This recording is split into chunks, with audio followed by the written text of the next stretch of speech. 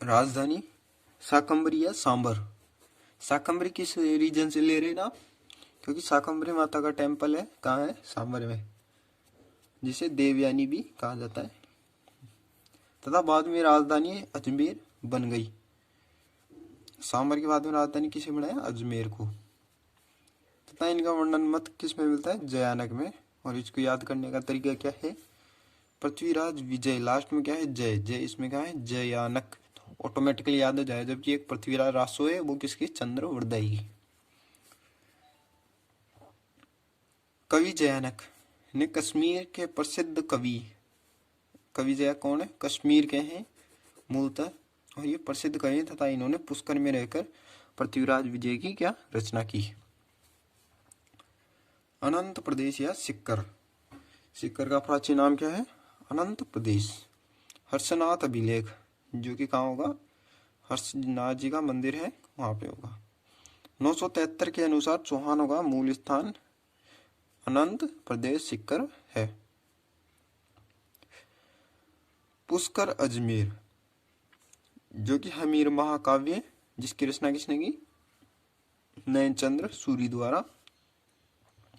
सुरजन चरित्र, जो किसने की, चंद्रशेखर ने। इसके अनुसार चौहानों का मूल स्थान क्या है, पुष्कर अजमेर है। हम बात करेंगे मूल पुरुष की, प्रथम पुरुष की, आदि पुरुष की, जो कौन थे, वासुदेव। अब ये शासक प्रारंभ हो गए हैं, यहाँ से शासक प्रारंभ हो गए हैं, यहाँ से वासुदेव चौहान, जो कि इंपॉर्टेंट है, इनका क्वेश्चन बहुत बार आ चुका है। सांबर के चौहान वंश की स्थापना वासुदेव चौहान को चौहानों का संस्थापक माना जाता है। आदि पुरुष मूल पुरुष कहलाता है, जो कि प्रथम व्यक्ति माना जाता है किसके, चौहान वंश के। किसे माना जाता है प्रथम व्यक्ति, वो है वासुदेव चौहान को, जिन्होंने 551 में चौहान वंश की स्थापना की। तो आपको मैंने बताया क्या तरीका याद करने का, 551 भगवान श्री कृष्ण का नाम भी है वासुदेव, तो हम क्या चढ़ाएंगे, 551 रुपए का प्रसाद चढ़ाएंगे। बिजोलिया शिलालेख 1170 भीलवाड़ा के अनुसार सांबर के चौहानों का मूल पुरुष वासुदेव था। बिजोलिया शिलालेख जो कि 1170 का लगाया हुआ है, कहाँ पे, भीलवाड़ा बिजोलिया में। इसके अनुसार सांबर के चौहानों का मूल पुरुष कौन था, वासुदेव। तथा लेख के अनुसार सांबर झील का निर्माता वासुदेव था। जबकि ये क्या है, एक प्राकृतिक झील है, जिसे क्रेटर, जो कि उससे बनी हुई है, क्या नाम है, 33 सागर के अवशेष माने जाते हैं, मूलतः वैज्ञानिकों द्वारा यह माना गया। अब हम बात करें बिजोलिया शिलालेख की। टोड के अनुसार, टोड कौन, कर्नल जेम्स टोड, जिन्होंने एनाल्स एंड एंटिक्विटीज पुस्तक की रचना की थी, जिन्हें घोड़े वाले बाबा के नाम से जाना जाता है, किसे, टोड को। बिजोलिया का शुद्ध नाम विजयावली था, ये किसमें बताया, शिलालेख में विजयावली था। तथा ये शिलालेख पार्श्वनाथ मंदिर की दीवार पर लिखा है, तथा ये शिलालेख 1170 ईस्वी में लिखा गया है। इसके रचयिता कौन है, गुणभद्र, रचयिता गुणभद्र, तथा लेखक कौन है, कार्यस्थ केशव था।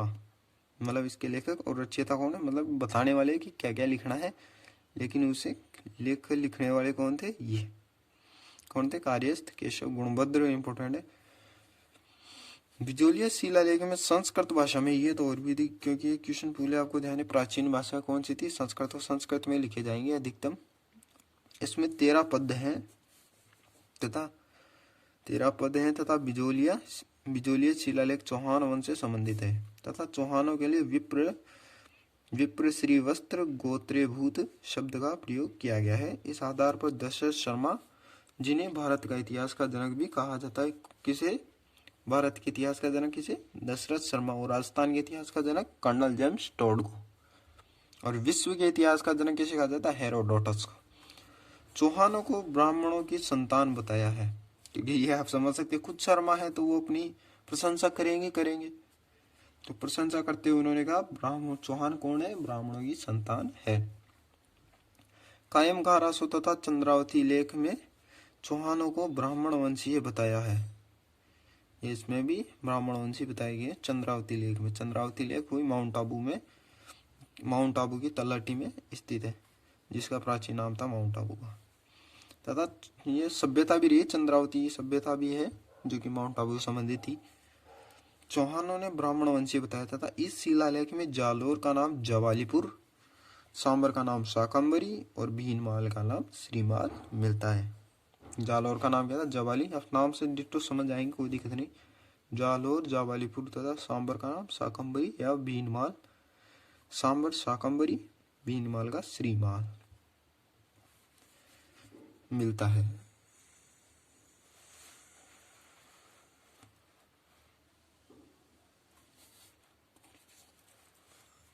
अब हम बात करेंगे कहाँ की? श्रीमाल तथा नोट बिजोलिया शिलालेख। ये याद कर लीजिए, इंपॉर्टेंट है, जो जहाँ पे भी मैं अंडरलाइन कर रहा हूँ। जवालीपुर, श्रीमाल, ये क्योंकि क्वेश्चंस के रूप में बन के सामने आते हैं। बिजोलिया शिलालेख में चौहान और राजपूतों का लेख है। दुर्लभ राज के पुत्र गुवक ने सिक्कर में हर्षनाथ मंदिर बनवाया। किसने? दुर्लभ राजा के पुत्र गुवक ने सिक्कर में हर्षनाथ मंदिर बनवाया तथा चौहानों के इष्ट देव हैं। चौहानों के इष्ट देव कौन है? हर्षनाथ जी, जो कि जीर्ण माता के भाई हैं। हर्षनाथ के मंदिर को औरंगजेब ने तोड़ा था, लेकिन वह जीर्ण माता के मंदिर को तोड़ नहीं पाया था, क्योंकि वहां पे जो भौरातल है, भौरातल अर्थात मधुमक्खियों ने आक्रमण कर दिया था, उसकी सेना पूरी नष्ट हो गई थी। इस कारण आज भी केंद्र फिर 1.25 लाख तेल कुछ मतलब कि उनके दीपक ज्योति के लिए अभी भी प्रदान करती है केंद्र सरकार। उस समय औरंगजेब प्रदान करने लग गया था, तब जाके उसकी सेना को सम्रातल ने छोड़ा था। ये दुर्लभ राज का पुत्र था, जिसे दुर्लभ राज ने वत्सराज के सहयोग से मध्य प्रदेश के पाल देश तक विजय प्राप्त की। जो दुर्लभ राज इसका पुत्र था, ये दुर्लभ राज का कौन था? गुवक प्रथम।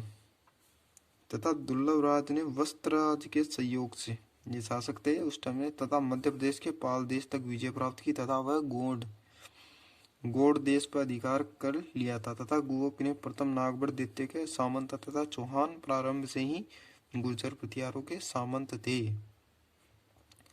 चौहान कौन थे? गुर्जर प्रतिहारों के सामंत थे। तथा गुवक ने हर्षनाथ मंदिर सिक्कर बनाया तथा यह हर्षनाथ चौहानों के कुल देवता से गुवक प्रथम, हर्षनाथ जी चौहानों के क्या थे? कुल देवता। तथा गुवक प्रथम के बाद चंद्रराज द्वितीय तथा इनके गुवक द्वितीय शासक बना। ये गुवक द्वितीय इंपॉर्टेंट नहीं है, फिर भी अपन एक बार इनको पढ़ लेते हैं। गुवक द्वितीय, इन्होंने कन्नौज के शासक भोजराज की बहन कलावती से विवाह किया। इंपॉर्टेंट क्वेश्चन पूछ लेते हैं, फिर भी इतना खास नहीं है। चंद्रराज, ये गुवक द्वितीय का पुत्र था तथा इन्होंने दिल्ली के तोमर शासकों को हराया तथा इनकी पत्नी रुद्राणी या फिर आत्म प्रभा या यौगिक क्रियाओं में निपुण था। योग वगैरह में क्रिया इनको आती थी तथा शिव भक्त थी। शिव भक्त आपको ध्यान होंगे तो ऑटोमेटिकली योग वगैरह आता होगा। रुद्राणी रोजाना पुष्कर में शिव के सामने 1000 दीपक जलाती थी। ये क्वेश्चन पूछा जा सकता है। कौन जलाती थी? रुद्राणी, जो किसकी पत्नी थी? चंद्रराज की। वाकपति प्रथम चंदनराज, चंद्रराज का पुत्र था तथा हर्षनाथ वाकपति राज, जो किसका था? चंद्रराज इसका पुत्र था। तथा हर्षनाथ अभिलेख में वाकपति राज की उपाधि महाराज मिलती तथा वह अनेक युद्धों किए तथा पृथ्वीराज विजय के अनुसार 188 युद्ध किए। वो कुछ भी लिख देते हैं, 188 युद्ध किए होंगे। सिंहराज वाकपति राज के पुत्र थे तथा इन्होंने शिलालेख के अनुसार विजयपाल प्रतिहार के समकालीन थे तथा इन्होंने अनेक राजाओं को कारागार में बंद कर लिया तथा तब प्रतिहार सम्राट स्वयं को छुड़ाने के लिए आया। प्रतिहार सम्राट स्वयं को छुड़ाने तथा सिंहराज ने कैथीन की उपाधि परम भट्टारक महाराजा धीराज परमेश्वर की उपाधि धारण की तथा ऐसे उपाधि स्वतंत्र राजा धारण करते थे। समझिए, यानी कि एक बहुत ही शक्तिशाली शासक था। कौन था? सिंहराज, जिसे प्रतिहार सम्राट स्वयं छुड़ाने आया था। अब बात करें विग्रहराज द्वितीय। यह भी एक इम्पोर्टेंट शासक हो सकता है। जैनक व चंद्रशेखर के अनुसार मूल राज चालुक्य को परास्त कर, जो कि एक शक्तिशाली शासक था, उसे परास्त किया तथा मूलराज ने कांठा कांठा किले में शरण ली। जब विग्रहराज की सेना शत्रु सेना के विरुद्ध चलती थी, अब इनकी प्रशंसा की गई है। जब विग्रहराज द्वितीय की सेना शत्रुओं के विरुद्ध चलती थी तब घोड़ों के टापों से उड़ती धूल से आकाश ढक जाता था। मतलब वो टक टक टक टक करने की आवाज चलती है ना, टक चिक, उससे आकाश ढक जाता। इस कारण लोगों ने इसे खुर रंदोरकार की उपाधि दी तथा इसके समय चौहान सेना नर्मदा और भृगुकच्छ पतन तक पहुंच गई। नर्मदा गुजरात, नर्मदा नदी कहाँ है? ओनो, नर्मदा कहाँ है? डक्कर, जो कि कहाँ है? रंध्रोकार टापों की धूल से क्या होता था?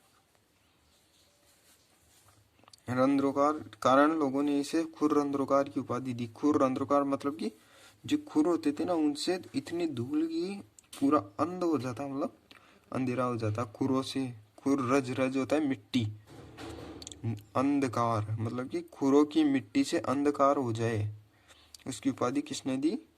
उपाधि दी, किसे दी गई? लोगों ने, लोगों द्वारा दी गई थी ये उपाधि। किसको? विग्रहराज द्वितीय को। आप समझ सकते हैं कितनी बड़ी सेना होगी कि पूरा अंधेरा कर देते होंगे। इमेजिन करके देखिए, नर्मदा और भृगुकच्छ पतन, मतलब कि ये पोर्ट है, पोर्ट बोले तो मतलब बंदरगाह है। भृगुकच्छ जो कहाँ है? गुजरात में, कच्छ की खाड़ी में। नर्मदा नदी आप समझ सकते हैं एमपी से होती हुई अमरकंटक की पहाड़ियों से निकल के ये गुजरात में होती हुई अमर इसमें गिर जाती है, कहाँ में? अरब सागर में। दुर्लभ राज द्वितीय, इन्होंने नारडोल के महेंद्र चौहान को हराया। नारडोल कौन? वही पाली जो कि एक चौहानों की शासक थी, शाखा थी, उसमें चौहानों को हराया तथा शकाई अभिलेख के अनुसार इन्होंने उपाधि महाराजा धीराज की उपाधि ली। गोविंद तृतीय पृथ्वीराज विजय की उपाधि पृथ्वीराज विजय ने इनकी उपाधि वेरी घट्ट मिलती है तथा फरिश्ता ने गोविंदराज तृतीय को गजनी के शासक को मारवाड़ के आगे बढ़ने से रोकने वाला कहा। जो फरिश्ता है एक लेखक है, उन्होंने क्या कहा है? गोविंदराज तृतीय को गजनी के शासक को मारवाड़ से आगे बढ़ने से रोकने वाला कहा है, कि इन्हें मारवाड़ से आगे कभी बढ़ने नहीं दिया। मतलब वह एक शक्तिशाली शासक था। कौन था? गोविंद तृतीय। था वाकपति की हम बात करेंगे। वाकपति ये गोविंद तृतीय का पुत्र था तथा मेवाड़ शासक अंबा प्रसाद को युद्ध में मार दिया तथा चित्तौड़गढ़ में अधिकार करने की कोशिश की, लेकिन सफलता नहीं मिली। किसे? वाकपति राज द्वितीय ने। हम बात करें पृथ्वीराज प्रथम की।